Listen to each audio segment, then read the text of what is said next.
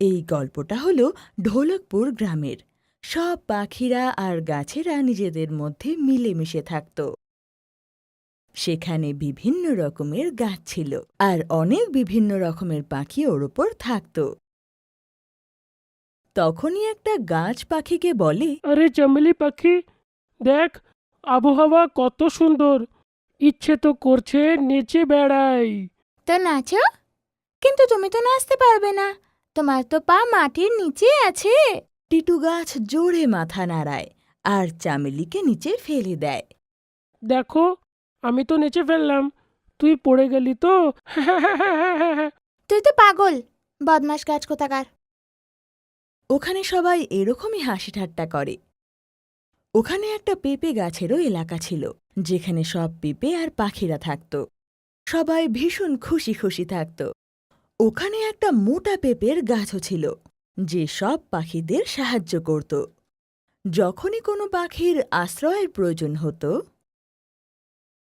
তো সে মোটা পেঁপের বাসা ব্যবহার করত। মোটা পেঁপে ভীষণই ভালো ছিল আর সব প্রয়োজনীয় পাখিদের সাহায্যও করত। তারপর একদিন কাক ওকে বলে, আরে মোটু পেঁপে, আমার বাড়িতে কিছু অতিথি আসতে চলেছে।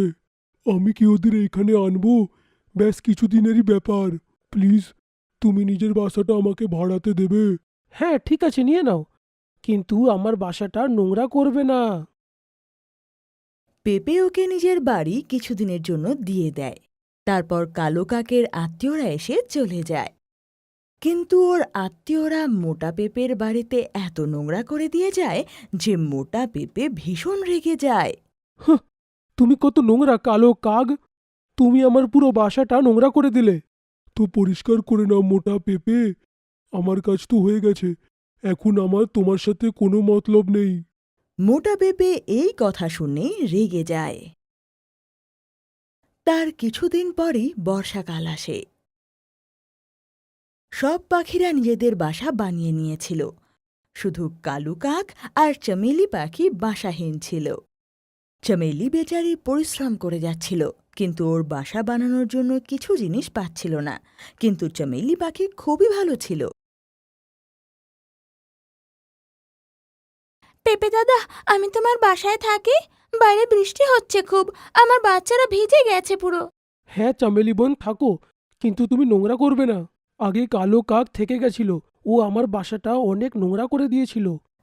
কিছুদিন পর কাক বৃষ্টিতে খুব ভিজে যায় আর ওর ঠান্ডাও লাগে। ও তখন মোটা পেঁপের কাছেই আসে। পেঁপে দাদা, পেঁপে দাদা, আমাকেও নিজের বাসার মধ্যে ঢুকিয়ে নাও। আমি ঠান্ডায় কষ্ট পাচ্ছি।